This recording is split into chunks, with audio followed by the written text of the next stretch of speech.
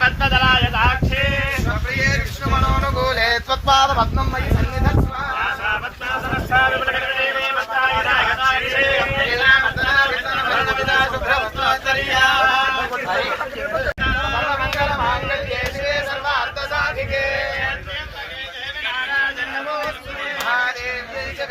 విష్ణుభక్త్యై చ ధీమహి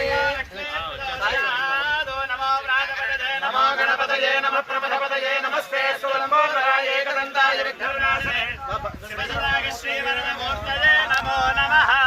వక్రతుండ మహాకాయ కోటి సూర్య సమప్రభ గజాననం భూతగణాధిసేవితం కపిధ్వజం భూఫలసారుభక్షితం శ్రీగణేశాయ నమః. ఓం సమకస్య ఏకదంతస్య కపిలో గజకర్ణకః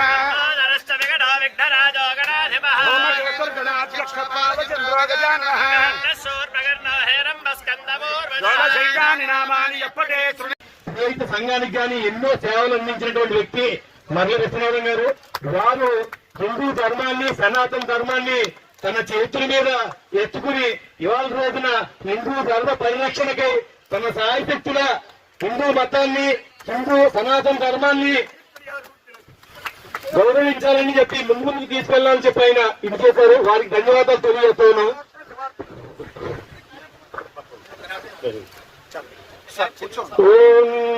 వందే గురుపరంపరాం ఆత్మీయ అభినందన సత్కార కుష్మాంజలి. గౌరవనీయులే బ్రహ్మశ్రీ మర్ల విశ్వనాథ శర్మ గారు వారికి మన గాయత్రి బ్రాహ్మణ పురోహిత సంఘం కార్యసాధకులకై వాటి పురోభివృద్ధికై బాటలు వేసి సోదర పురోహిత సమస్యల్లోనూ కష్టాల్లో ఎదురొడ్డి పోరాడి సాధించిన మీరు ధన సహాయంలో దాతృత్వంలో మీకు మీరే సాటిగా మేటిగా విశ్వ విరాజితులుగా సంఘాన్ని అత్యున్నత స్థాయిలో తీసుకెళ్లినటువంటి మీరు మహాఘనుడు. శపథం చేసి పురోహిత అనేటువంటి బిరుదుని ప్రదర్శించడం జరగడం నాకెంతో గర్వకారణంగా ఉంది. వేదమూర్తుల శ్రీ మర్లవారు ధనులు వేదమూర్తుల శ్రీ మర్లవారు ఘనులు సూర్యనారాయణమూర్తి భార్య పాపమ్మ గారు.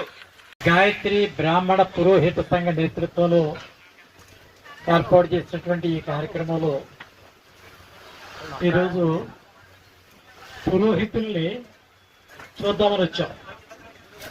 కానీ ఇక్కడికి వచ్చిన తర్వాత ఒక సరస్వతి పుత్రుడిని చూసాం.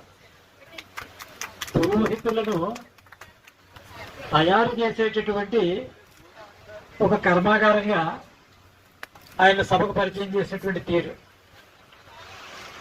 పురములకు హితము కోరేవాడు పురోహితుడు, పౌరులకు హితమును కోరేవాడు రాజకీయ నాయకుడు. పౌరహితుడు నరేంద్ర మోడీ, పురోహితుడు మర్ల విశ్వనాథ శాస్త్రి గారు. కాబట్టి ఇట్టి కార్యక్రమంలో రావడం యాదృచ్ఛ్యం అయినా ఈ యొక్క భగవంతుని యొక్క సంకల్పంగా నేను భావిస్తూ ఈరోజు మిమ్మల్ని అందరినీ కూడా దర్శించేటటువంటి ఒక అదృష్టము అవకాశం నాకు కలగడం అనేది నిజంగా నేను చాలా ఆనందపడేటటువంటి ఒక ఘట్టంగా నేను భావిస్తూ ఉన్నా.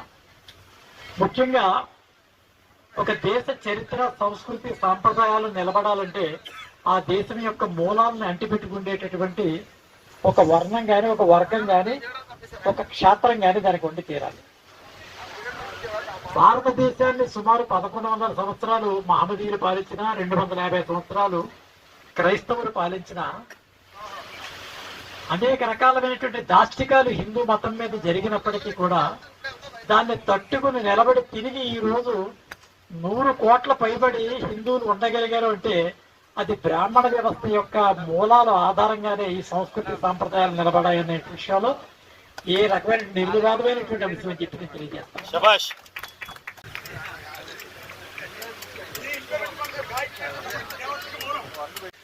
ఎందుకంటే ఒక మంచి ఆలోచనతో బ్రాహ్మణ సంఘం వరకు ఇది కట్టుకుంటున్నామంటే ఆ రోజు అందరం కూడా సహకారంతో ముందుకు వచ్చాం.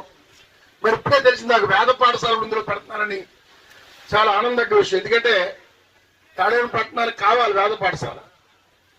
ఇంతకుముందు మనకి రామం గారు అక్కడ పెట్టారు. మరి మరొకటి ఇక్కడికి వచ్చిందంటే చాలా 1 టౌన్ 2 టౌన్ రెండింటిలో ఉన్నట్టు అవుద్ది. ఏదైనా మరి చక్కటి చూసొచ్చారు వెళ్ళి అక్కడ వినాయకుడి గుడి అలాగే లోపల హాలు మరి చక్కటి కార్యక్రమం మరి ఇక్కడ చేసిన బ్రాహ్మణ పెద్దలందరికీ కూడా నేను ఉదయపూర్వక అభినందనలు తెలియజేస్తున్నాను.